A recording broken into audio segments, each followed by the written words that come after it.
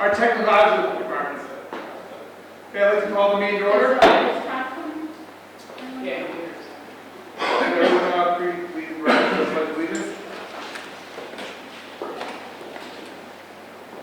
Pledge allegiance. To the flag of the United States of America, and to the republic for which it stands, one nation, under God, indivisible, with liberty and justice for all.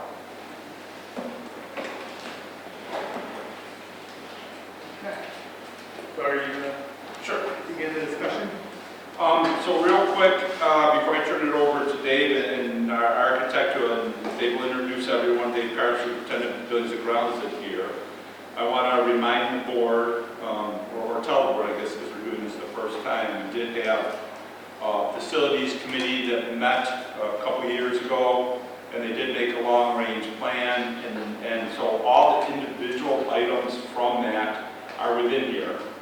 The three big things that came out from that committee meeting was a recommendation to move the fourth grade. Their second priority was a bus transportation building, and create a new bus transportation facility was their number one choice. Their second choice was reconstruct the existing building.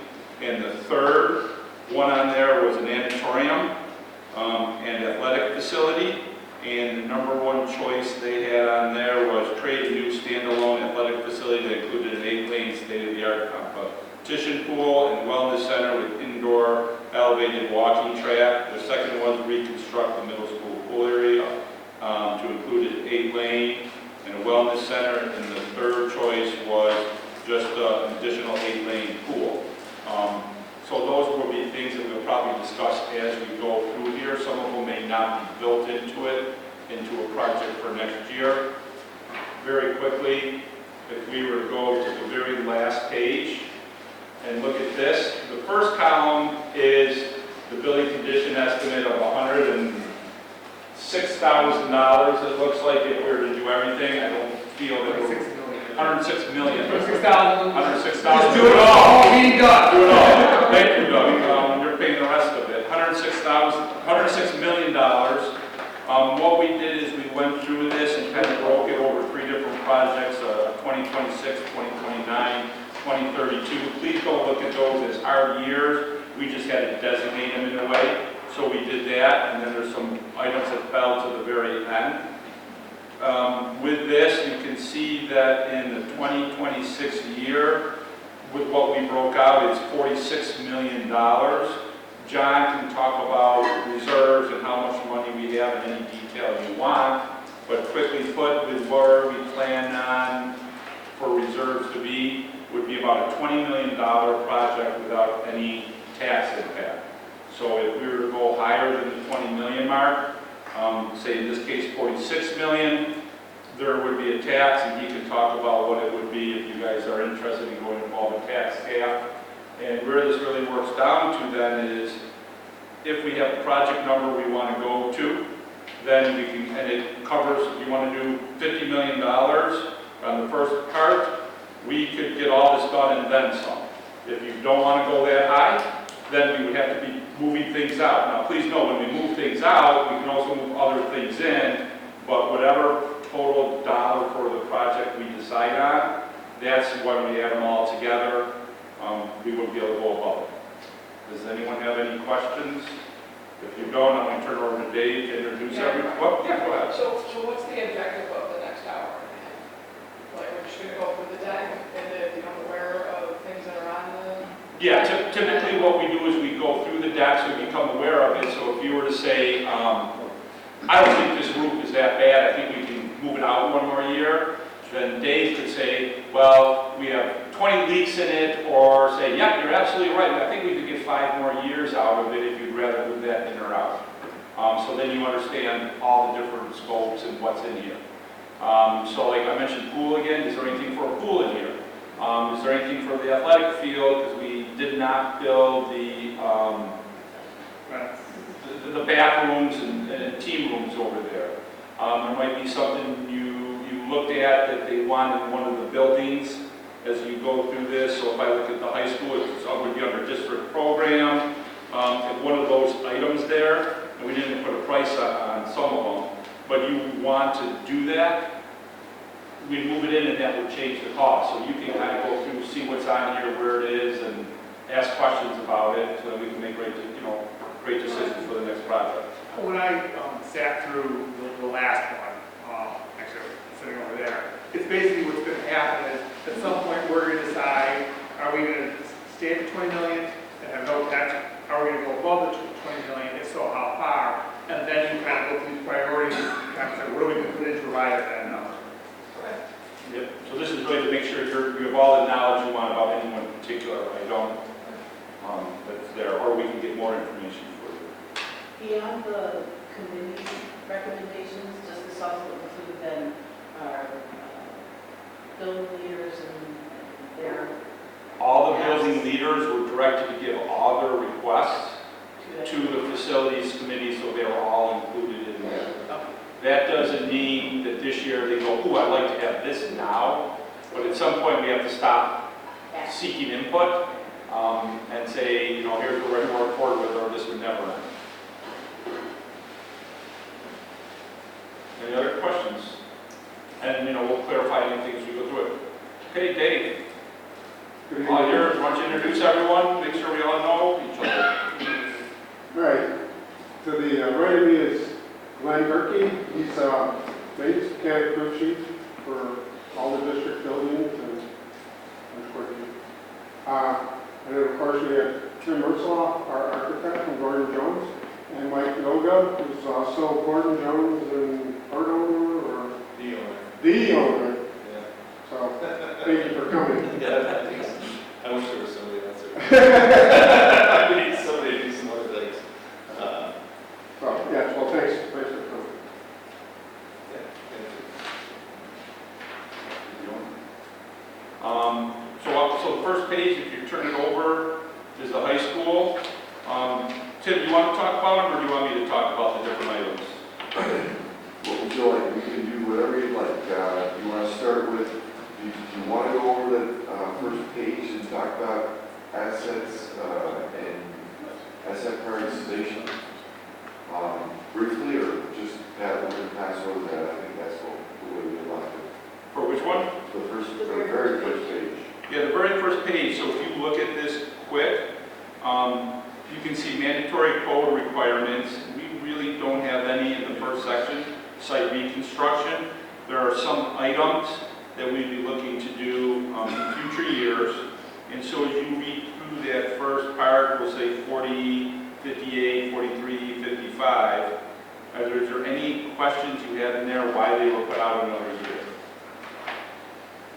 And that would be just to keep everyone together. We're talking right here in this section, looking at the zeros here. One of the reasons that we pull that site aspect out is because that's needed differently under the incidental and on-street building. So everything ties back to the maximum cost allowance, which we worked with John on. Those reset every 5 years. Site is not part of the reconstruction number for the building, it's actually part of the incidental amount that we can spend on that building, which is kind of why we break that one out, along with the mandatory code required things, which there aren't any other. We usually break that out just in case there's something that happens with the code. From the last time we did this. And Or this case around. I remember from last time, was it the mandatory or the priority one that you, at some point when you can't do like a priority 2, unless you do a priority 1, or that's the mandatory? Mandatory. Mandatory one? Yeah. You remember, okay. And so we don't have any of those. We don't have any mandatory. We kind of broke it out in priority 1, 2, and 3 because priority 1 represents something that's got like 1 to 3 years of useful life left. Priority 2 is 3 to 6, and priority 3 is 6 to 9, which kind of aligns with how we put them into each category in terms of the columns there, the years. So 26, they're all priority 1s. Priority 2s are in 2029, priority 3s are in 2032. Just so you can start to see how that model kind of steps out. It just helps us kind of prioritizing this. It doesn't mean that you can't pull something forward or push it back, but at least it's a starting point. And those have all been already reviewed with the district to make sure you guys are in line with what we're representing. And so we spent some time with Dave and Doug and John and Glenn and looking at the mechanical nuts and bolts of the building, basically. And making sure that we're covering the issues that if this fails in the next 3 years, or 2 years, or whatever it is, we want to make sure that those items are the highest priority. So for instance, I'm not going to skip ahead, but Wales has got a water system there, domestic water system, that needs some attention. So that would be one of the items that we would put on priority 1, for instance. Okay? So moving through this, so we'll stick on page 1 here. 40.1, 58.1, those items are considered 2029. Do you want to just stay with 2026 items?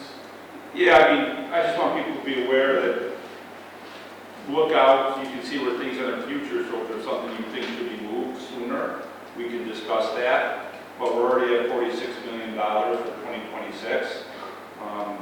And I don't think we'll hit any here in the high school. Maybe we get to middle school, talk about pool, athletic facilities, might be something there you want to talk about there, transportation.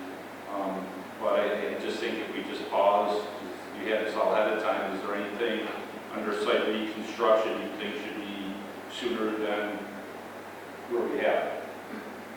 And Doug, just, I mean, if you base it on past practice that this district has done, if we got prior for $46 million, under normal operating, we'd be taking stuff out. We'd be taking stuff out. Just because the history Previous boards did not ever want to have tax. an impact to taxes. So just to reiterate, I mean, it probably is very obvious, but if you got an item that you want to talk about, the item numbers are actually all the way over to the left. And those numbers may look a little strange to you, like why are you skipping around, why it's not 1 through whatever.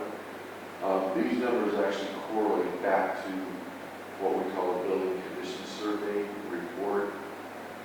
Those numbers are defined by the state. So you'll see in here that, like for instance, under building construction, the very first number is 73.1.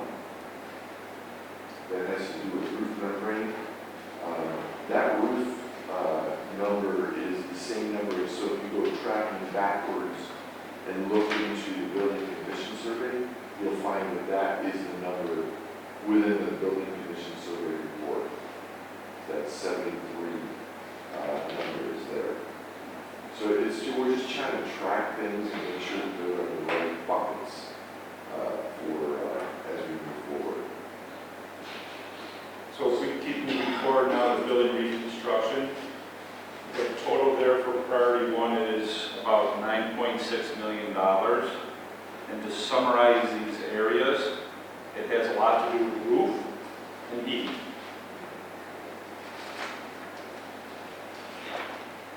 And what we did there is we broke the roof down into, if you flip the page, you'll see, you probably don't need to do it right yet, but you'll see in priority 3, there's also a roof there. That is not a duplication. This is the part of the roof that is more of a priority than the other part of the roof. So this is the lower roof area, and what we call through wall flashing for that lower roof area, which are the primary areas where we see leaking going on. Although the roof is adequate enough at the moment where we don't have heavy leaking going on. Sometimes that has to be relocated higher in the roof, because now when we redo your roof, we're adding more insulation. So where the water used to exceed the roof, it would be underneath the new insulation level, which you may have. So some of it, we have to actually take the brick out, move the wall flashing out and above the new insulation. Again, we can't even tell you what the insulation height wants to be. It's kind of mandated by the state. Like you have certain values you have to hit. And once you hit that value, it usually moves things up. The energy code usually drives that bus. So if we look at these items really quick, the first one's 73. The first item would be the roof. The second one is heating and ventilation units, replacing original ones. When was the building built? Which building? High school. High school is built about 65. So those are original units in there. We've already the main boilers or they're hydronics now. Correct. We've replaced those already. The next one you see replace ductless split systems and rooftop air conditioning. No, the high school is not air conditioning, but some of the rooms are. And some of those have to do with special ed situations. Hot water heating, piping. I'm going just right down through it. Cabinet, unit heaters, ductwork, the pneumatic DTC controls. So that's how it communicates for the half-app, we call it, heating, ventilation, air system. The next one is sewer piping. And I think that if you remember, there were some things that put out on Friday messages about some sewer backing up. And, we have put some other drains in there. The replace original plugs and bus ducts and different panels there that have exceeded useful life. That's electrical. Is there any big question on any one of these? The only question that I have right now is as we start to talk about ducting and controls and heating units, there's always talk that the state was going to require air conditioning. Does this future-proof that at all, or would this be something that would go in and go right back out if they mandated it? Well, unfortunately, this number that we have here, replacement costs, I say unfortunately, but it is a replacement cost for how your building is currently using it. Right, so the new, With updated standards for that type of equipment, but doesn't get into the air conditioning. So does this help in, like we try to build things like would these units have room for air conditioning in them?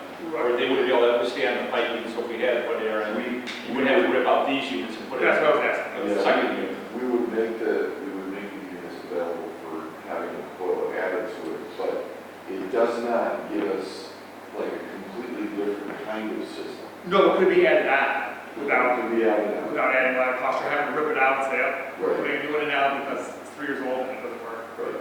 We don't want to ever put you guys in a position where we're taking something that's new out to add something that's in, so. So I guess in forecast. layman's terms, the unit would have a hole there, so you could put something in it so it could be air conditioned later. If the state says you're doing this. Yeah. Right. For example, in the high school, it's got two systems. It's got the original systems, which is pneumatic, it's air control, and we've updated over the years with DVC, digital control systems. So, like the new wing, which is 290, the 90 wing, 290, 190 wing, say it's updated, but that was built in 2000. And that's all digital control. So that type of stuff would probably leave in place. We're looking at going after all the original vintage stuff that's pneumatic. That's vintage 1965, 1985 parts, that type of stuff. And then what they're saying is that if we do decide to go upgrading with new equipment, they could put in there's a heating coil and potentially put a cooling coil in there, and you can have a separate cooling zone within those units. But God only knows what's going to happen in 5 years. They might come out with some new standard, or there might be air conditioning in every room, or come up with some new I'm pretty sure, split unit kind of design, heat pump design. I'm pretty sure I'm jumping the gun on this, but I just want to ask a question so I have it in head. The prices that we're getting here are the actual prices that we're hoping we would get in a bid. With all of the things that I've heard about construction and whatnot, upkeep of buildings currently being completely crazy out of the pocketbook, a lot of stuff appears because of the stadium being built and stuff. Is that built into this cost? It is right now. Okay. And we actually have some escalators on the last page that you can see when you look through that. Yeah. To try to account for that, some Okay. escalation every year, design contingencies that allow us to, expand the scope slightly if we get into something, like, we should grab that one more unit back, now we've got the whole line, those types of things. We do have some escalation built in there. That right math now. is kind of already Right. done for us. But we're gonna have to keep evaluating that as we get closer to actually bidding it, to make sure that we're not putting a project out to bid that we know is going to be over. And there's estimates that the construction manager, I should say, does estimates right along with the 30, 60, 90% benchmarks to make sure that we're still in line with what we projected here originally. So there are checks that we're gonna continue to have so that if there may be another spike down the road, we don't know. Hopefully they come back closer to normal. Stadium's gonna be done in 26. With your starting year, so like that, should be Could over. have to be. Right, hopefully there's people still looking for the next job after that. But, So that's, this is the it's a good first question. time you guys are going through it, so that's a great question, Yeah. because we'll end up somewhere, we'll get a timeline, and then we'll refine it as the timeline goes, as condition changes. I didn't know that. You know, what's happening with the housing market, we're starting to build a lot more houses, and that's burning on it. Are there more hurricanes that change prices of lumber and different material? And so we'll just keep watching that and updating the board once we decide. So is it safe to say that this pricing has been done by October 9th? Because that's what it says, it's revised. So when was this pricing? Yeah, we just did it. You just did it as of, Yeah, so as of the 9th, that still remains our best guess, but like I said, it's our best guess, or that, those are the numbers?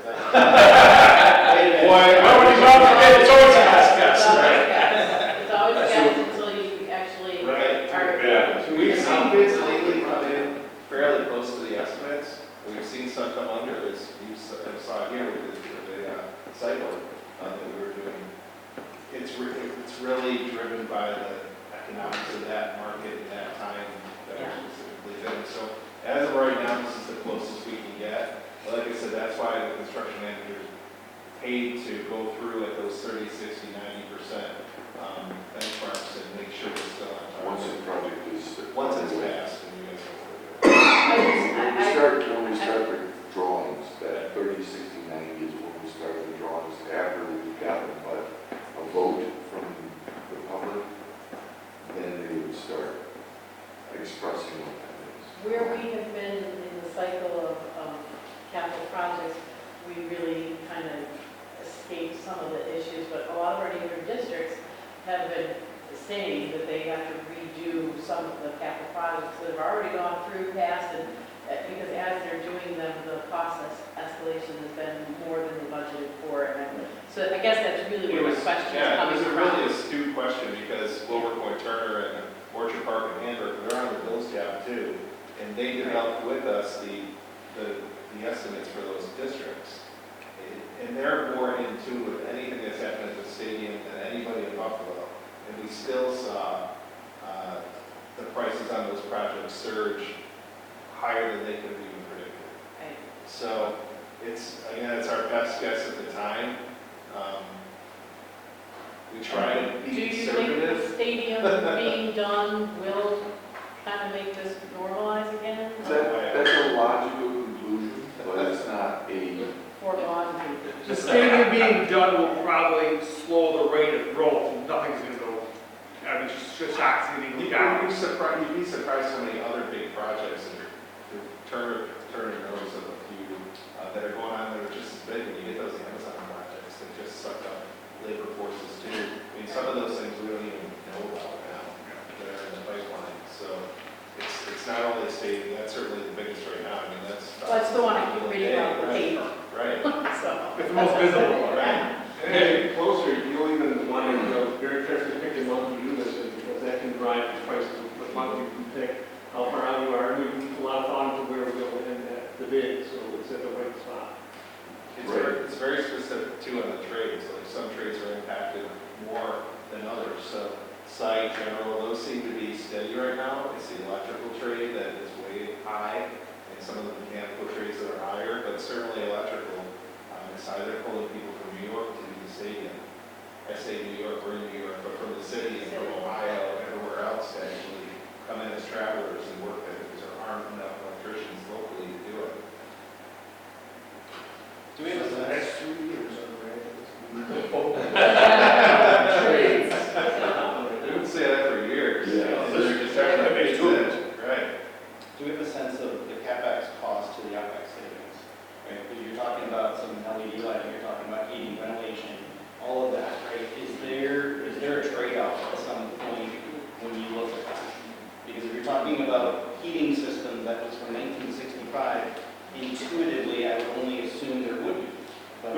would be, but we've already put the heating system in. These are just the units in the room. So we've already replaced the boilers with hydronics, so we've already experienced the majority of that savings. Okay. Yeah. In terms of the lights, we're always replacing them. So I don't think there's lights in this project at all. There's not many of them. Not many. Where you're gonna see a little bit. Down there, there might be some, but we're not going to get any significant savings. The heat on, the insulation on the roofs will help some. Yeah, I mean, it's 380 grand in lighting, so it's like Yeah. insignificant, it's not 10. No, but it's, But we do a lot of that in-house. And for example, this summer we did Alma Primary for our 100K project where we upgraded the electrical panel in the cafeteria, or in the kitchen. And we changed out all the lighting in the cafeteria and the kitchen and some other locations to LED within that project. And this is where I get on my high horse about our advocacy. We're trying to get that number from 100K to 250K. Yeah, We need more people complaining to our legislators. that number's been the same for 100 years is much. Yeah, 25 plus that's- years. We need that number to go up. So we're going to come to breakfast on November 16th, make sure you say something to Senator Galvin. So I assume we're at page 3. yes, that's what Page 3 is, basically there's nothing in the 2026 project. All of that was moved over for all the different items that you see. And here's the thing, you can look at it really quickly, and there's some that, that you guys feel is super important, is here's where you can add or subtract if there's anything in here that. Fortune. We go on to page 4. And then page 4, again, it's the same thing. I'd like to point out health and safety. There's nothing in health and safety at all because we've taken care of it. District programs. So I did have a question Go ahead. on building reconstruction, prior to page 2, 101.1. It says replace Just original. a minute, let me get back there. Yep, okay. There's a lot. There's no safety factor in that last one. Original electrical distribution plug, bus duct, replace remaining original branch panel. So, From an electrical point of view, there's. from an electrical point of view, there's safety, but that's not like exits or other items like that we have. So, yes, I don't want to have bare wires the kids are touching. That's the safety one, but We're assuming that there's not a hazard in this. it's not a hazard. It's just that, like there's one connector in the hallway that it was going out the other year because it had been pulled up and down and disconnected so many times, it was just falling open. Was there any safety issue? No, it was turning the power off. The kids were like, what happened to the power? So we'd have to turn it back on. Did I get that right? Yes? Over in the high school? Yeah, What? the high school is kind of a unique situation. It was during the baby boom, and they put all these new, so-called new ideals in there. They put bus ducts through the whole building, almost like a factory. So they put disconnects right on these ducts. Yep. Well, it sounded great, but never worked out. So we've been slowly changing them out to your general load centers throughout the different areas. But there's still bus ducts with disconnects in the hallway that are obsolete. You can't even buy parts for them. You have to go on like eBay to find some of this stuff. So is that bus bar, bus duct? Yeah. It's actually Square D, which is Yeah. a big company, but they haven't made it in Okay. 45 years. Are any of these replacements like energy efficient or there's? A lot of that is electrical feed. That per se is not really energy saving per se. The equipment that feeds off of it, that's where your energy typically is. High efficiency motors and LEDs and or high efficient motor drives, and even on the boilers, you can schedule the water temperature instead of like at Gorilla in Wales, you're pushing steam, that's 214 degrees. That's all, you've got to get 214 for steam. Well, when it's a day like today, you might only have to heat the water to 90 degrees to heat the building. So it's a big energy saving that way. which is particularly at the high school, that the boilers have already do that, but the system, the control system, the temperature controls on the wall in all rooms are not there yet. So as soon as those temperature control systems on the wall are brought up to this direct digital control system, we'll experience what they just spoke about. And that is in high school. Okay, so now we're at number 3. Again, there was nothing there. And then number 4, there's nothing in that one. So the sewer system, our water treatment plant, that's not part of the high school? Well, the sewage treatment plant is not part of the high school. Did we fix what was wrong with it after the last? Well, there's nothing wrong with it. There were some concrete walls that we were going to take care of and replace. But right now, the town is looking to upgrade its sewage treatment plant, and then we'd be able to tie into that. They seem to be moving forward, so we don't have anything for the sewage treatment plant in this, I believe. If we did, would that be under health and safety? I don't think so, because it's just a concrete wall down there. It's not its whole thing. It's just like when a break wall by a property starting to crumble a little bit, you have to just reform it up. Just remember going on tours of it, I don't remember us actually doing. No, it was somewhere, but then we pulled it out because of what the town wants to do in partnership. And the reason we like to partner with them is because there'd be a lot of funding from a grant. Yeah. It would be on our property, and then it would actually be a lot more efficient because now we don't have to have our plant and their plant. We're sharing costs for everything, and we'd be paying for our part of it, so there'd be a meter to know how much we're putting in and how much the town is putting in for sewage, and we'd only be paying for our part of it. So if we were a quarter of it, it'd be a quarter. If we were half, 50%. Wasn't there a large sum, there was a large sum donated to that project? To the town? There could be, I'd have to ask the town. I don't remember anything being donated. I remember them going after grants. Individual person donated. Yeah, so and that's where I give you the updates when I hear from the town in the message, and Dave was at a meeting. So everything with that is looking positive, and that's why it's not in our. Currently, right now, it's looking moving forward. They're positive. And our plant is functioning. Yeah, and our plant's functioning fine. All right, Their plant is going to need work long before our plant will. okay. So their plant's way too small for what it's doing, and they don't have enough room where they're currently located, so they're talking about taking all that sewage basically from the metal jury and pumping it over to our plant. But they build a new plant, the town would, through all these grants. And then after they do that, they just somewhere else. Since it's priority 1, some, priority 2, some, priority 3, it looks like the bottom is only just the total, right? What page are you at? So I know. Well, I'm looking at the last page, but the last page has the sum of every priority. I was just asking, when you're looking at priority 1, 2, and 3 in the column 2024, have we broken out the priority 1, the priority 2, or priority 3 for the total sum?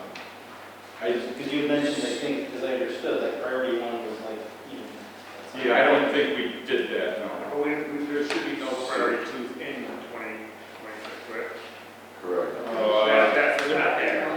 For 2024, they're not there? No, 2024 they are, but they're broken out across 26, 29, and 23. So if you go to page 6, if you go to page 6 for a second, That's the breakout. at the bottom of that page, page 6, it shows, the first column is the building condition survey number. That's kind of its own number. But then 22 million. the 9,681,000 number, that would be all of the priority 1 items that are listed that we just reviewed for the high school. Okay. And then subsequently, 2029 would be all the priority 2 items 32, the year 2032 at 3,910,000 will be all priority 3 items. So if you go to the last page, the 2024, 106 million would be, if you did everything all at once. Priority 1, 2, and 3, and then 2026 is the priority 1s, 2029 is the priority 2s, and 2032 beyond that. And that's where it became obvious. Normally, we try to steer everybody to tax neutral, and we work around that, but here, that's 20 million, but your needs are 40. So it becomes a harder question, so how do we cut some of these? So he just, we just said, I was going to say, towards the end, at some point, we as a board are said, how much are we willing to spend, where do we want to go, and then he starts to work backwards. So if we say 32 million is the number we want, then we kind of look at, okay, what are we taking out of the priority ones? And then push right. If we say 46,530 is a good number, then we solve our priority ones. If we get crazy, 106 million, everything's done. That's what I wanted to know, kind of like breaking it down and saying, okay, because it's a lot of numbers. It's a lot of numbers. And I was looking at it last couple nights. I mean, and kind of where the board is, or where the board can look at it, the first part is, how large a project are you comfortable going down with? And is there a tax impact or not? And if there is, how much? And if you're comfortable going out with that, that's the dollar amount of the project. And then from there, it's recommendations from the people who do the work, from what we need for instructional programs, of should we do, like in here they broke out the high school roofs, where some's in priority 1, 2, and 3. Well, it'd be nice to do all of them and be done with them all at once. Same token, if you do them all at once, 20, 30 years from now, you have to do them again all at once. If you can ladder them, so you're doing different things at different times, is nice too. So these are the recommendations there, and if the board, we're saying priority 1s, it'd be really nice to do 46 million, but if we do not want a tax impact, then we have to reduce that, and that's where it gets tough of what are you taking out. And if we do want a tax impact, as a board, we have to come out with a very strong message to our community explaining why we need to have a tax impact in order to upkeep our buildings. It has to be, we have to lay it out and have basically a campaign saying, this is what your taxes and this tax impact will do for the district, for the buildings, and for our students. Because without that, we're not going to get those folks. And that's where it's in knowing the district, because some districts are, if you go out there and put out shiny, fancy things, people are like, ooh, I'll vote yes. They don't care about the heating systems. I tend to think in this district, they care about the infrastructure. They care about you taking care of the heaters, the backbone of it, so the buildings last. And that's their first priority. And this is why, and Jane, you'll remember this way, 2010 was, the first meeting I took with the field, and I went just to the field. Well, why can't we just build it? We have this money. And then going through the whole process, you began to see why it's a, Jennifer, I came to a lot of board meetings, and I don't say fought, we debated with the board, and it's understanding how this is all going to flow, and how sometimes, to Jane's point, when we did have the bigger project, the baseball diamonds and all that, and it did go through. So it's a really good balancing act on this, and this is where it really becomes real. This is the third time I'm seeing this survey done differently. I mean, throughout the years, and it really becomes a balancing act. You try to work with, And that $46 million represents the nuts and bolts of the district that need to be fixed. It doesn't account for any program items. It doesn't account for new science or new kindergarten classrooms. Like, that's just for nuts and bolts. So it's a real number that isn't anything opulent at all. Right. Nobody's going to see the new roof, but you need it. And they're tough decisions, and that's why we consciously chose, or I don't know, why we didn't build the locker rooms and the stand at the same time, because it would have added a tax impact to that project. So it was a conscious decision made. What do we have to do for the district, the other stuff we did that time, and to build that field. So what have we done? What was the last capital project that we did actually have significant tax impact? We have not had a tax impact for a project since 2006. So So almost 20 years of no tax impact. And how was the Before board? that time, the only project they really did was the field across the road, just buying that and turning the cornfield and building the shop over there. The project before that would be the addition in the high school. When was that? 2000. 2000. So that was probably back 26, almost 30 years ago. And I don't know if there was a tax impact for that or not. So how was the board supposed to know if we say priority one, $46, we're all in and everything needs to be done? How do we know, like, what the tax implications are going to be? John will help us. Oh, we John, can give you the number. It's the appetite of the people to do it. So we can tell you that if you were to add $10 million to this project, John can give you the number for what that would be for a $100,000 house. And we say $100,000 house, we got to be very clear. It's not a house assessed at $100,000. It's if you were to sell your house, what would you get for it? So if you would sell your house and someone would pay $100,000 for it, here's what we get, because we use an equalized rate, because every township is different what's on the assessors. So I can't say, well, Elma, if your house is, assessed for $10,000, but in Lancaster, your house is assessed for $90,000, and in Marilla, if your house is assessed for $46,000, here's the number. So we say, if you truly think your house, you could sell it for $100,000, here's what your tax impact would be. And And obviously, if you can sell it for 200,000. It would be, your taxes would probably be double, because your house would be, people kind of know what their house is worth, maybe not exactly, and that gets pretty close to your equalization. And if I remember, and Jane would know, I believe, I think I remember when the board were talking about, it was a larger project that a previous superintendent wanted to pursue that did not make it through. Correct. Right? And that's what created the board ambassadors and all sorts of stuff, because the community said no. Yeah, there's a $50 million project, 2008 that failed. Right around 2000, I might be off my year. So would that be full market value? Full market value, I think. Because I want to make sure the terms are right, because I know in my tax form it says full market value, because that's building. So you'd have to go to full market value. Full market value, yeah. Yep. And how we got there is, and how we got to 20 million is a project, just so you know, our aid rate building rate is 71%. So, on a project that's fully aidable, as long as you do work that's fully aidable, the state will pay 71%, and we pick up 29% as a local share. But we say 70 and 30 because there are items that aren't in here. So we say 70% comes from the state, 30% from the local. And if we expect to have around, we're about $46 million in capital reserve right now, we probably will have around 6 in a year and a half to 2 years. Divide 6 million by 0.3, and you come up around $20 million project. So that's how we provide with that number.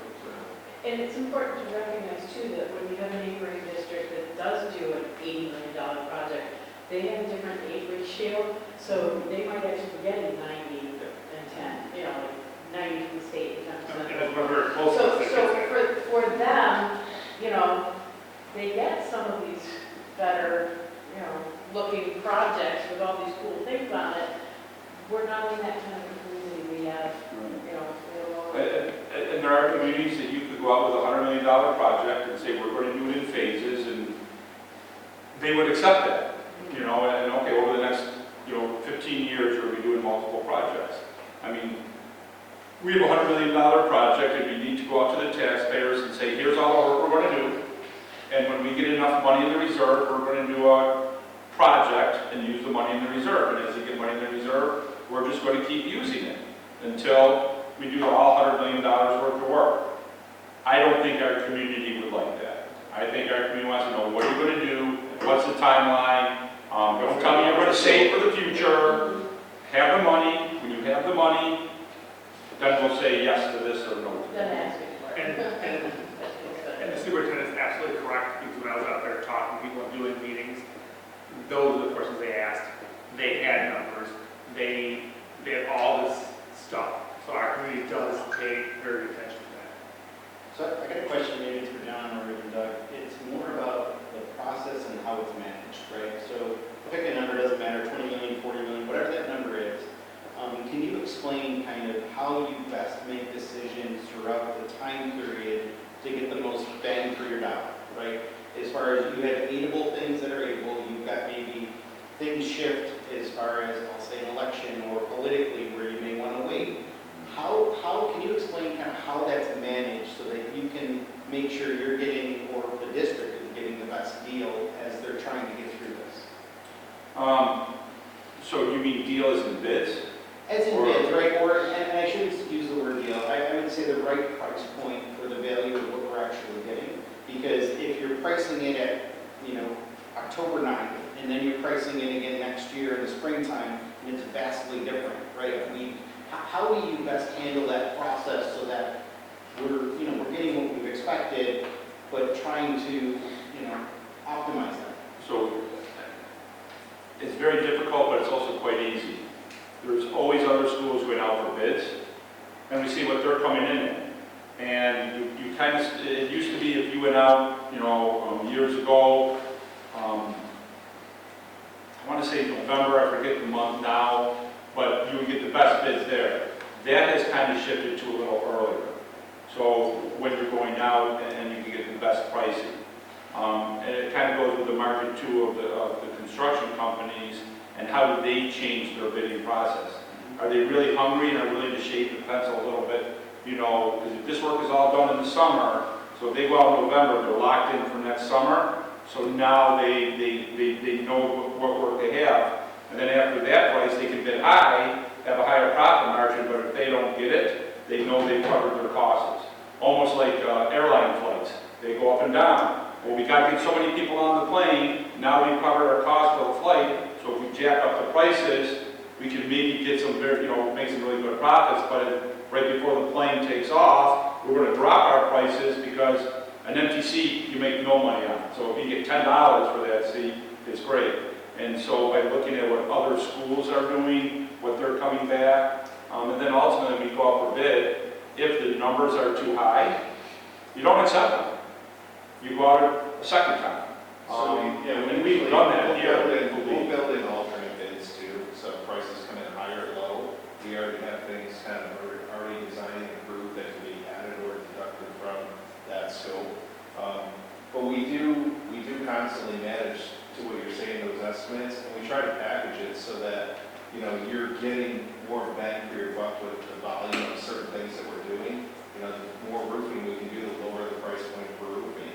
When we're doing the mechanical system, we'll work with the mechanical contractor and the construction manager to kind of plan that out so that there's constantly work going on in your building. Because if we try to do it all in the summer and the kids are gone, prices go way up. If we can find a way to manage doing it throughout the year and they can distribute their labor force, you're going to get a much better price because now they're less stressed and they can put certain people on it until it's complete. So there are a whole bunch of things that we'll be managing with the construction manager and kind of looking at it in a live kind of snapshot every few months to make sure that we're still on target that we're trying to deliver. But it takes a lot of coordination with Dave too to make sure that we're not working in places that are going to disrupt the education, which is the real reason the kids are here, right? It's not to see the mechanical system go in, but it is going to take some work to manage.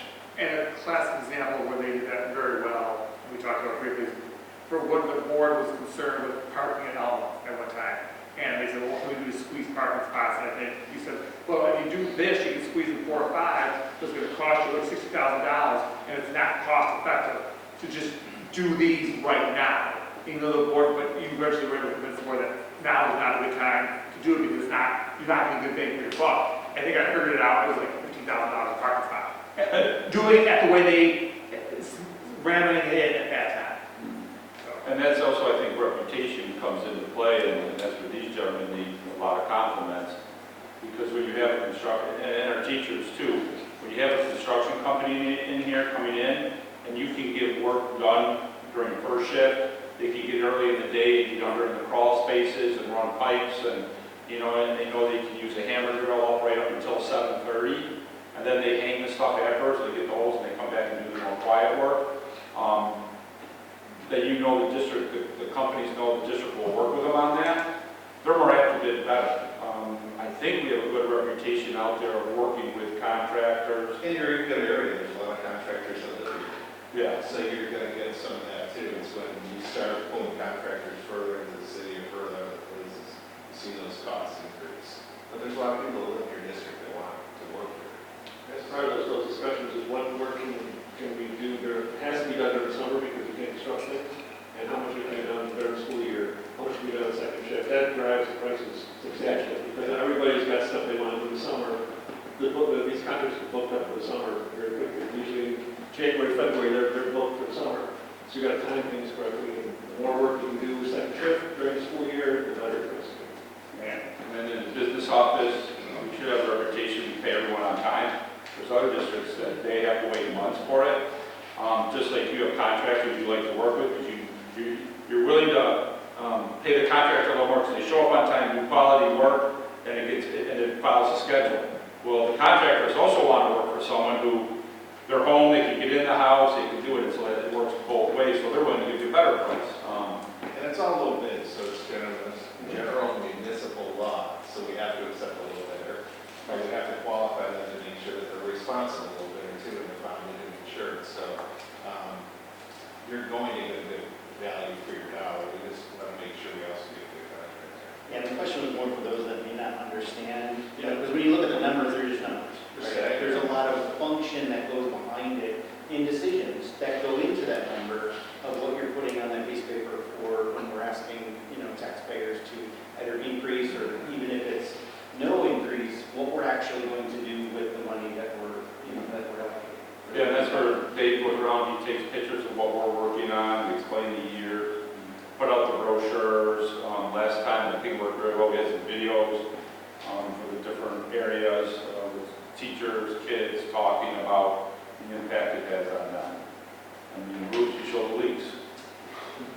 No, it's really, and taxpayers will say that reserves are their money too. Yep. And I remember taking people to, lateral field, and they're like, looking at it, okay, now we get it. Now we understand what you're trying to do. You're not just trying to build something for the sake of building. Because they were big on it, that reserves are their money too. It is their money. It is their money. Doug, did you say what the difference was for $10 million?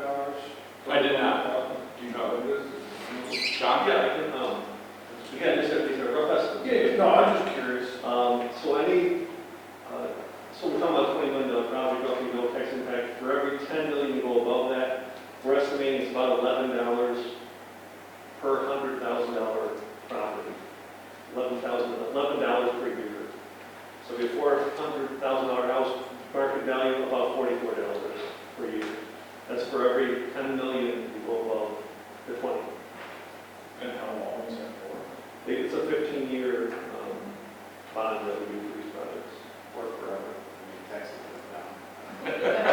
I mean, let's count the way it is. That's a good question. I'm going to change your statement to a question because this is earmarked for the project.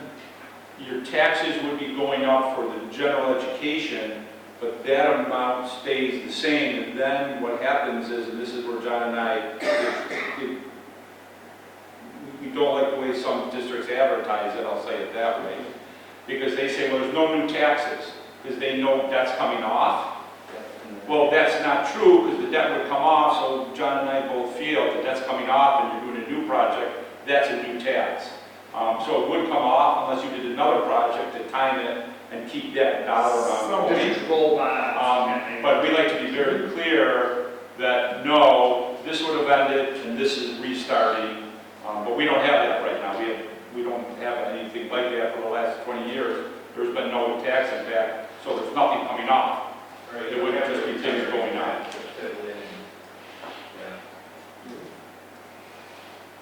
But that also makes it so that our taxpayers will feel it more sharply, Yes. which is why we have to do a really good job. If we decide that we want to go above the 20 million, we have to do a really good job selling why we do that. Well, it's explaining the need for it, why I think it's necessary. Yeah. Is it added like a special tax assessment on top, or is?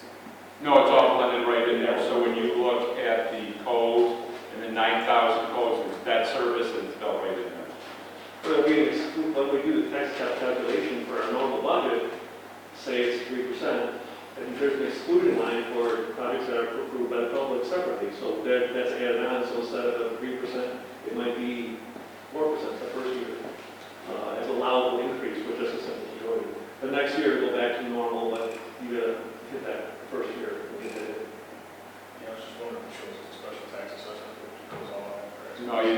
dig into to see the numbers. Which is very frustrating for us, kind of, because you vote to approve it, and then a couple years later, when you have to take the borrowing and you start paying for it, now it hits and people are like, well, what this going for? The capital project. What capital project? The one we did 2 years ago. Why am I, that was 2 years ago. So, any other questions? If not, we've looked through health and safety as we did the district programs. Doug, I'd like to just say one more thing here so that we're all on the same page if we could. So the $9.6 million on page 6, that's, again, the raw construction estimate, we'll call it construction estimate number. If you were to add in the soft costs, which become project costs, okay, the vote cost, for just priority 1 for the high school, you're at $15,764,000 change. Okay, I just want to make sure that that's clearly understood. That Better summarized under that. Yeah. That's page. We'll get to that, we'll get to that at the end. The 9.6 is the raw construction, and then we add in the escalations, you know, for inflation and things, and then design contingency, like I said, we've got some other contingencies, incidental amounts, borrowed amounts, all of those things represent the delta between the two. All right, so now if you go back to page 4, you see district program. These are all things that came from principals, teachers, the facility committee, items that were in here. And if I pull attention to like A11, that was a facilities committee that talked about future turf, multi-purpose for baseball and softball. So that's just one I like to point out there. Notice we don't have any numbers for any of them. And the reason we didn't do that, we can go get numbers for any of them. When we looked at the totals I did not want to run up costs for getting numbers for things we probably wouldn't do because of where we are with the $46 million already. If there's any of these items you think are very important and we should get a number for, we definitely can, and then work that into the mix.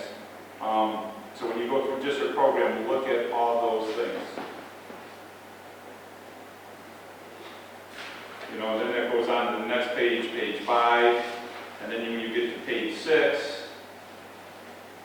there's still more of them. These are all things that would be nice things to do.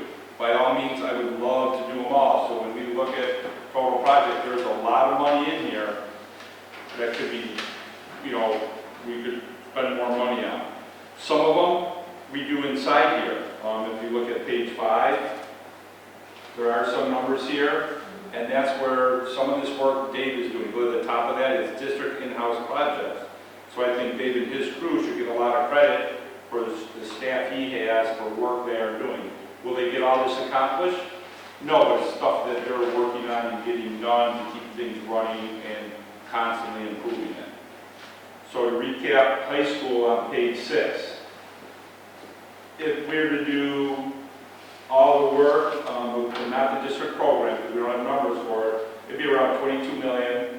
We broke that out with about 9 million of it being in 2026, basically being roofs and heating systems. And then you can see work in the other years of things that can be done. And really, you know, some of the stuff is 22 million, but then you got is the district in-house project, the very end, that's 7, right? That's 7 million? Correct, that's not in the 22 million, right? The 7 million at the end? Yeah, so that's, I was pointing out that that's, Yeah. change that. Yep. Any questions? Because now this is the format we're going to do for all of them, but that was the high school. Usually the high school takes the longest, just so everyone knows. And my large goal for the board was, I think, other than Jane, this is the first time you guys ever seen this, to just kind of understand the process, to get a better feel over it, and then start to think and reflect. Because it's kind of like eating elephants one piece at a time. Because I remember the first time I watched this years ago, I was like, oh my God, you know, this is ever going to happen. And then slowly, you know, the district churned through it and got it done. but it is like, when you look at it, it's like drinking from a fire hose. So it's kind of want you guys to see, understand, and kind of grapple what, you know, is coming. That's why, you know, we'll stop at a point and then you'll go home and look at it and come back with questions. Ready to run to the middle school? So if you look at the middle school, what I want to point out here real quick is up here, the 6,000 for scoping the pipe. They're going to do that in-house, just to give a great example, rather than in a project. Just looking at all the different pipe work. But all in all, for 26, there's nothing in here for the site. But then when we start to get in, we get in building reconstruction, which is the vinyl asbestos tile. This is what's on the floor, where it's chipping, peeling, cracking up. So it has asbestos in it, correct? Yes, so in the past, we've known, you know, it's been known that the tile floor that looks an awful lot like this, except it's much older, of course, is in relatively good condition in many of the classrooms. What we've done here in this particular project is that some of the tile, and when we went through it for our building condition survey, where we went through every room and we looked at every space, we photo documented all of this that you're looking at in here. And we discovered that, you know, hey, look, there's some tile in here that's cracked and visibly showing signs of deterioration that we should address.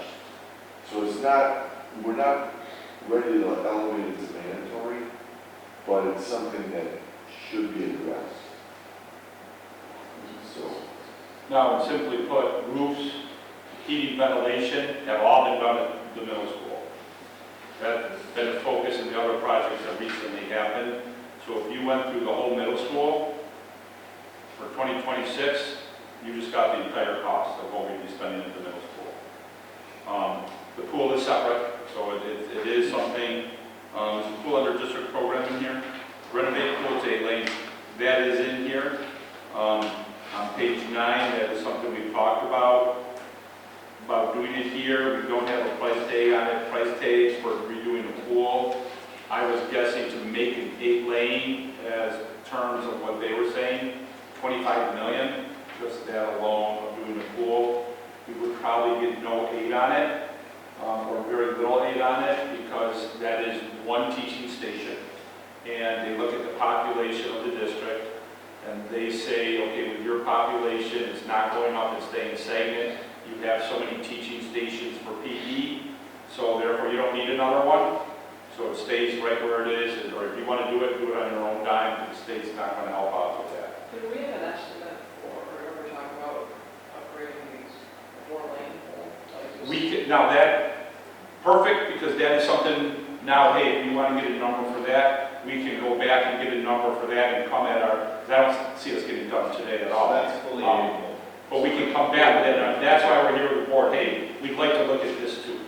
So, because I know like the 4th graders are swimming now, and I thought at some point, someone said the usage go about 4th grade or swimming, Yes. which is over 800, 700 students. 300, 600, 750, so about 800, yeah. Yeah, because I know that like, it's only 10 feet deep, and I think we're almost not locally standard for the depth.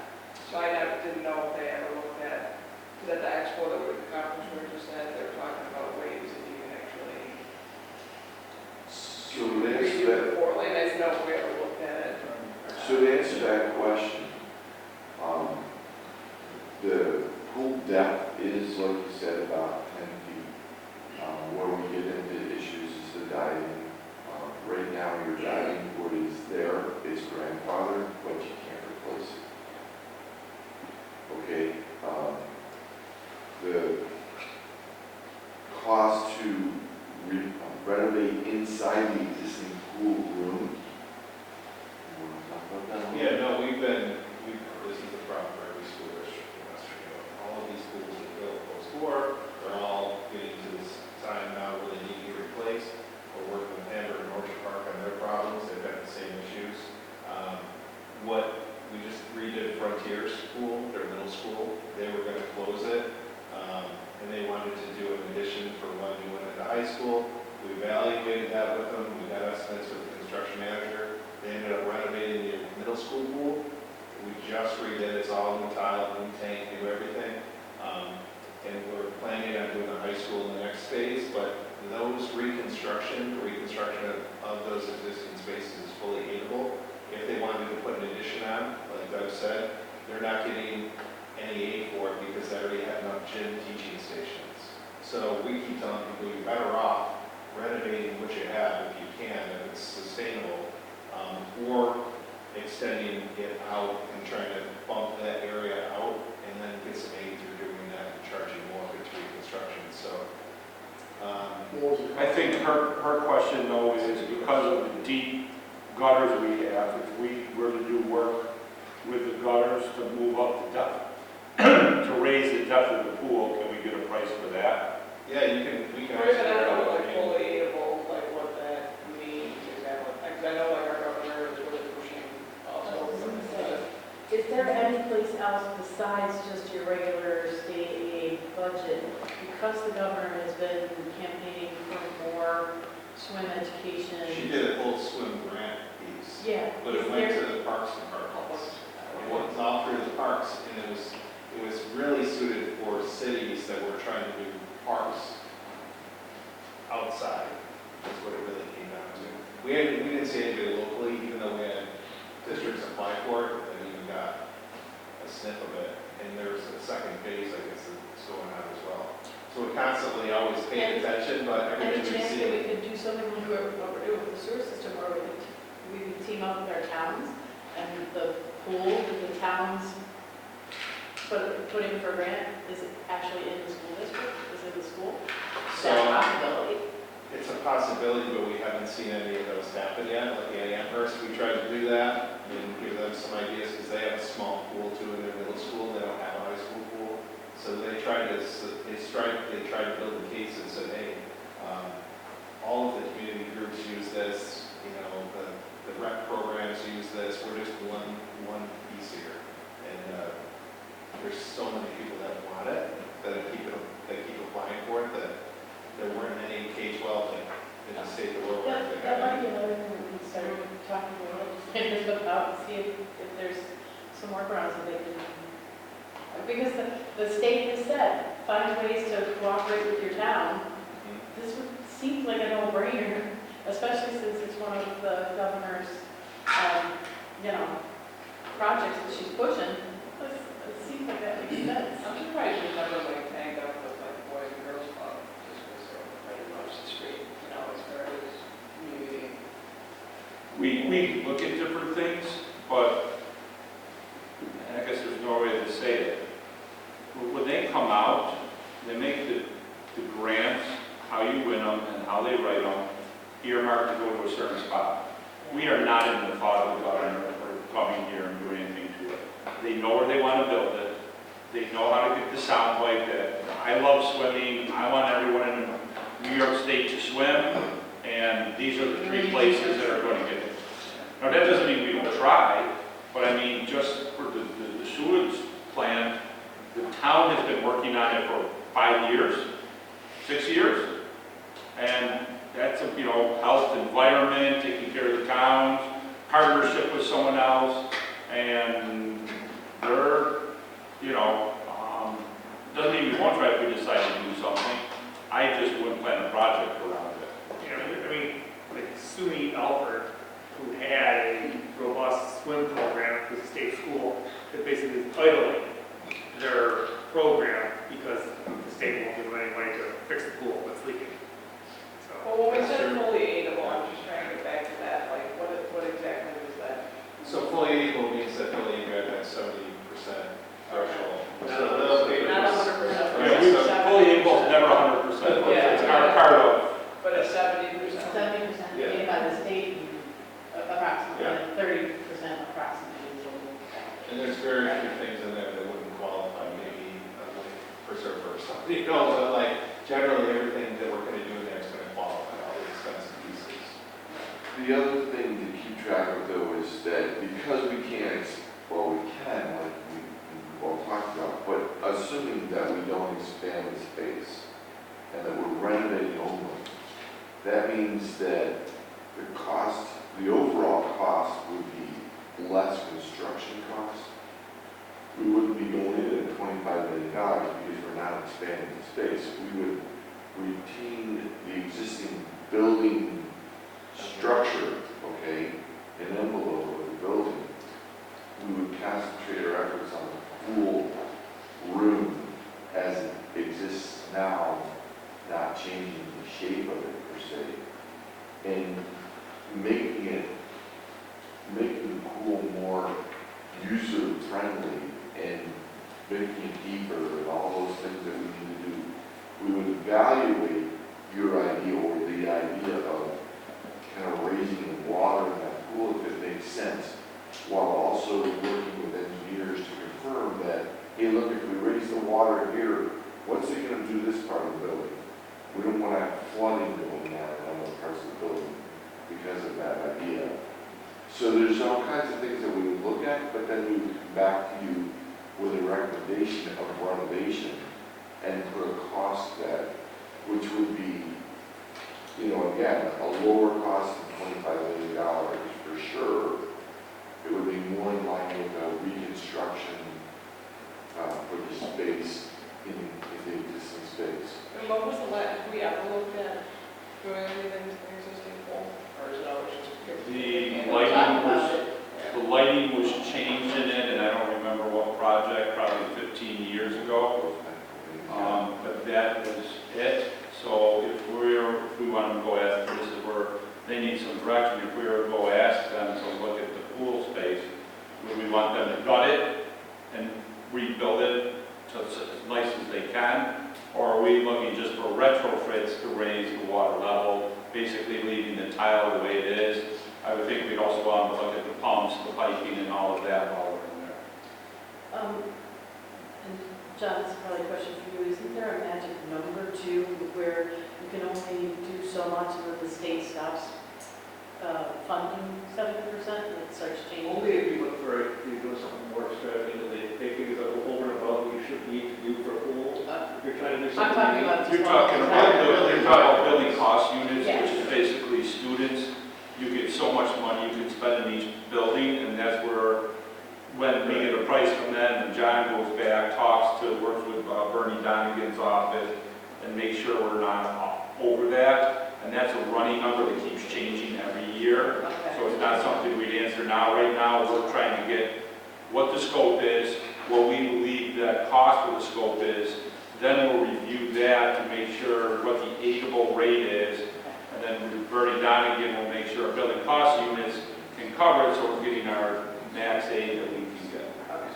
Because if you do 2 phases, you have the vote, you do 1 phase this year, building cost units change, you might be able to do this work here, then with aid or vice versa, depending on, do the high school first, then the second year of the middle school. Yeah, we can switch that quick. So what would you like them to go back and see? One more thing, Doug, if I could, just while we're on the pool, because I know it's been such a hot topic throughout all kinds of competitions. Well, I would love to move forward, to be honest with you. But to talk about the renovation side of it, right?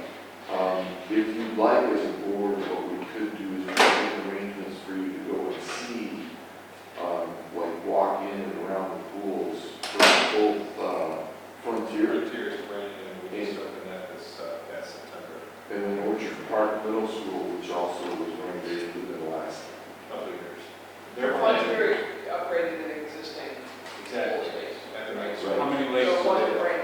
So their lanes, 4 or 6, it's not a, And how much was that renovation? How much was that renovation? I don't want to give you a number because I'm not sure. so we would be prepared to give you that information and show you before and after. Obviously, we're looking at the after, but we can show you before photographs to show you what it looked like before. And I can tell you, because my daughter swam for a lot of years, and she swam in this pool, so I can tell you, that they looked very similar to what you're looking at here prior to the renovations. And so I guess that comes brings full circle back to what would the board want them to look at, renovating the whole space or just looking to raise the water level? I mean, both could be achieved at the same. Oh, both, if you're renovating the whole space, I would definitely bring the water up as part of it. But you could not do work with tile, not do work with windows, things like that. I don't mind getting the numbers, but I'll tell you, like, we're already well over our 20 million with the stuff that absolutely needs to be done. No, I'm just saying for like priority two, if you're to kind of look at it. Could you get us a number for just raising the water and then a price for renovating the whole thing? So we'll get both, renovating the whole thing and raising the water. Isn't there also though for diving a distance requirement, not depth, but where the slope is compared to the end wall? That's my understanding, it's the pitch going up to the shallow end, Yep. and it's too close to where they dive in. Too shallow. Yeah. So Is our pitch further, So, farther enough away? so it actually have to be dug deeper or water level where? Well, that's why I just want to know if we raise the water, but then the pitch is too close. You can't raise the water and say we can dive without moving that forward. So let's make sure that if we raise the water, it hits the requirement for diving along with the pitch. And you know, the other thing too, is there any accessibility standards that we, from a pool perspective, that we have to follow? The frontier. It has to be accessible, so there's a couple things that you can do. You can put in one of those lifts that mount to the side of the pool. Or And then you get into the lift, it Yeah. extends over and you drop somebody down. They didn't have an opportunity to do a ramp, you know, Yeah. that would get somebody in there, but when we do have an opportunity, that's what we prefer to install. Oh, So, We do have a lift. right, it would be the same, it would be very similar. I mean, originally, and we can do whatever the rest of the board would like, I originally wanted to go this, do this until 7:30 and then go into our executive session. We're at somewhat of a natural break point. The way I kind of view this was, where we are now is that everyone has at least a better understanding of the process. I think as a board, the next step for us has to be to have a conversation on, are we going to stick with the 20 million? Or are we going to go above it? Because I think as far as what goes in, the price for this, the price for that, kind of becomes irrelevant until we have that information. So, because if we're going to say, we're going to stick at $20 million, well then math starts to dictate pretty quickly what we're going to do. If we're going to say we're willing to go more, then we can have that conversation. I just don't think we can go any further without, as a board, having some sense of where we want to go with the money. That would be where I am. The only question, I mean, a lot of the priority one items seem like I have to get from, but when I look through this, like the bus garage, That's going to be a big conversation, so go ahead. oh, good. Yeah, All right, we got a lot of minutes. yeah. No, we can get started, just wait. It's good to get started because then you can think about it. That's what I'm saying. When it said, I don't know, reference to something with kind of like electric buses. There's a canopy and Yeah, I was like, several things that alone. what's happening? So Meaning is this electric bus can't be good. with it, that was from the facilities, committee was the second big thing that they thought we should tackle. And there are two pieces over there, I'll call it. One, the bus garage we have now, irregardless of electric vehicles, needs work, period. And in order to renovate that, that would be very costly, and they recommended building a new one. If you build a new one, you'd be crazy not to have it prepared for electric buses. So what I would, going out to the public, and if the public ever hears this, I want to be very clear. In doing a new transportation building, it's not for EV buses. We would make it compatible with EV buses. We need a new transportation building. A new transportation building would be, and correct me if I'm wrong, about $19 million. If we were to, now, on top of that, part two would be, let's go electric buses, doing the bus canopy and all the EV chargers. That would be about another $5 million on top of that to get all the charging stuff in too.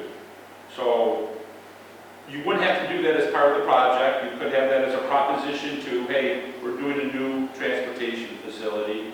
We could go get a price for reconstructing the current transportation building for transportation, but I really don't think efficiency or anything is going to work over there for the size of the buses and anything. That's what and that's not really Doug talking. That was from a committee that had engineers on it, had different mechanical people on it. It had a very diverse group.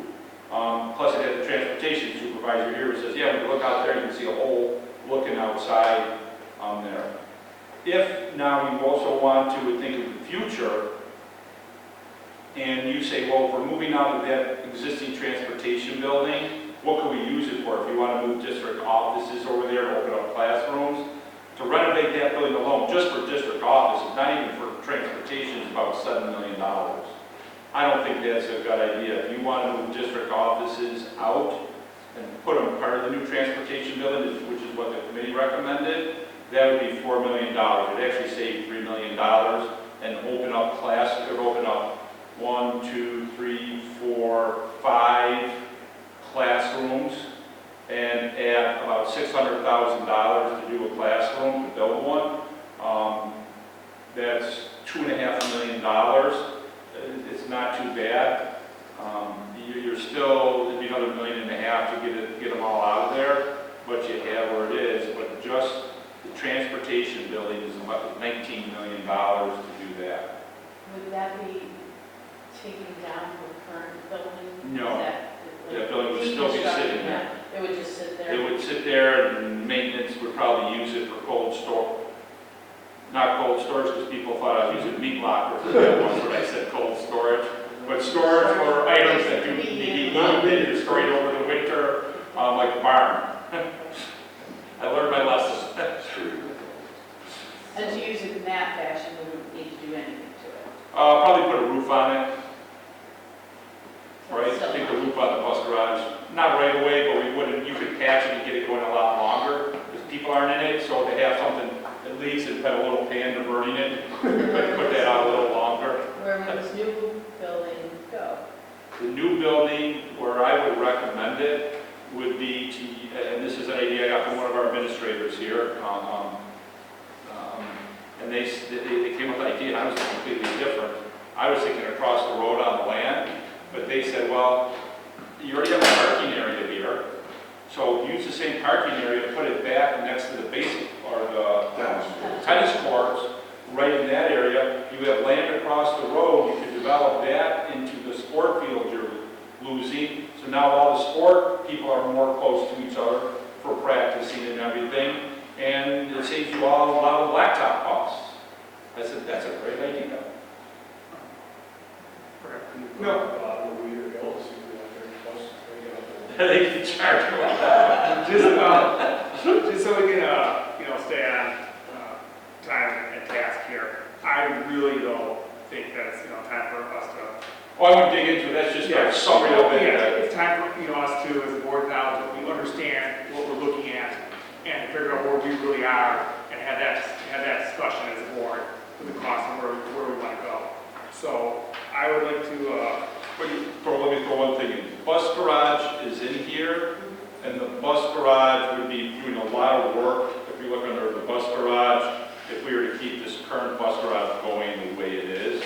So you can see that price tag is $5 million to work on that whole bus garage. So if we opted to do a new bus garage, we could wipe out number 7, because it would be, instead of that, it would now be the other page that's $19 million. Yes, you would wipe out number 7, Okay. correct? On the last page? Yeah. Well, we wouldn't be turning it down, we'd just be building a new one. But if you look at the last page, Tim, number 7 here, bus garage, if you have built a new one, we wouldn't need any funds there, correct? what do we need funds to build? We need funds to build a new one. So you would take off $5 million and add 19, so it's a $14 million addition. John, question, just looking ahead at the other capital projects and the amounts, so then if we went to phase 2 at 2029, we'd be taking on another bond at that point, Yeah. and then we'd be looking at. But you hope to have, in those 3-4 years, you're saying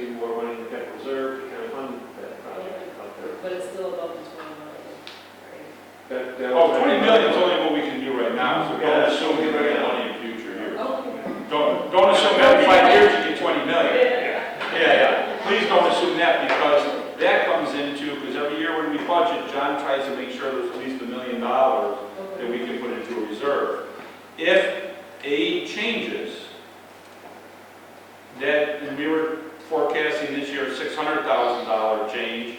That million could drop to 400,000. And that's kind of what I'm saying, we really need to look at this and think about this, since we go back. So, I mean, I'd like to, just make a motion that we, table this for now, come up with, where we are as a board, and then go back at it to figure out where we are. So, do we have a second? Second by Bob, all in favor? Everyone's in favor, nominated? So on the November 6th board meeting, I would suggest we come up with another work session date. Yeah, we're gonna. Okay, Norm? And for those of you who are really new at this, this is your first time going around with this, I remember the first time I saw one of these, and I was like, what in the world are you talking about? It's very overwhelming, there's so many moving parts and pieces, but just trust in our administrators and in our construction company, our architect. They have been through this many, many times. They will walk us through it. They won't let us make huge mistakes, I promise. But let us make We put our faith into our professionals, and they are very good at what they do. It's a process. Like I said, the first time I did it a few years ago, I was on the board just watching it. It was like drinking from a fire hose. So, If it makes you feel better, some of you read this, but you saw those people get up there and give presentations on the best practices. I have presented with our construction manager on best practices for it. I actually didn't think about that. do we have any guests? No. Yes, well, no. Thank you.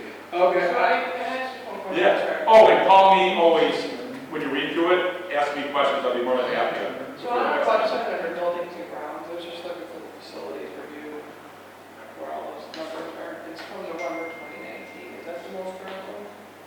On the Those website? you surveyed? Facilities review. No, so 2023 was the most recent time. So what we did, that's a great question, Heather. Doug had asked us to include from 2019 the numbers that we had developed at that time that had not yet been completed. And just like you're doing now, that board did the same thing. And so they pushed stuff to a later year. And so Doug said, let's bring those things into this report so it's all together. Yeah, so you don't have to go back to the old ones. We continue bringing everything forward unless it's been completed. Now, the new one eventually will get posted up there when we get to a final product of what we're doing in there. Okay, I make a motion to go into the executive session and discuss the medical, financial, credit, or employment history of a particular person or corporation, or matters leading to the appointment, employment, promotion, demotion, discipline, suspension, dismissal, or removal of a particular person or corporation. So moved. Second. All in favor? All in favor? So we'll go on to the executive session. When we come back, we'll only need to adjourn. Hey, thank you, all our guys, thank you very much. You're very welcome. Just a minute, the recording's on, everyone, so let me go turn that off. Hit the red button on the very, very top or the side or somewhere. All right, the recorder's on. Well, we got everyone back. 1, 2, 3, 4. We got We don't have everyone back. So the door's locked, that's why we can't get it. My door, my key opens around the freaking door. the recorder's on. What is it, those things? Yep, it's on.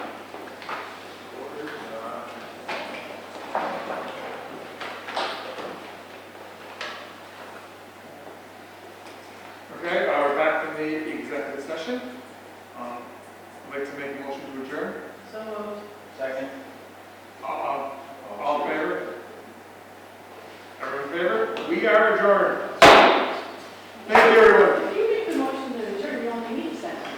Yeah, we're going to discuss that. That's another thing.